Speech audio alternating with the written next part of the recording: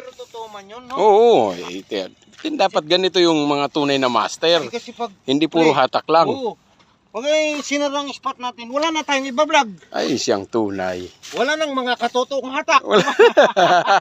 Di ba? Dapat linis din. Ayan, linis din. Huwag yung puro hatak lang. Dapat mamaya sana eh. Paano ka makita? Oo, hindi ka masyadong makita sa video. Baka sabihin, nagpapapansin tayo eh. Kaya ngayon pa lang, naglilinis na ako. Diba? Yeah.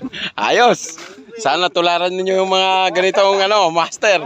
Yung mga tunay na masipag, Yan. pag nakakita, naglinis. Huwag puro hatak. Hindi yung mga vlogger eh, naglilinis lang pag may tao eh.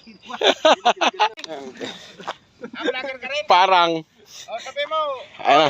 shout out sa mga vlogger. wala, hindi masyado makita oh. Kita dapat baga. Mga katuto, Wala, hindi makita. pagkatapos Mahina. maglinis kayo ha. Yan.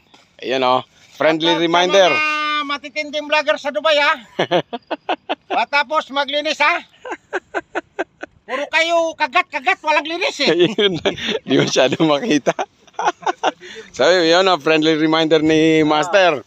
Sana daw lahat ng mga nagfi-fishing, wag puro lang hatak. Sana pagkatapos na mag-fishing, tanggalin lahat ng mga kalat. Oo, kasi mawawalan tayo ng spot. Iyon, hindi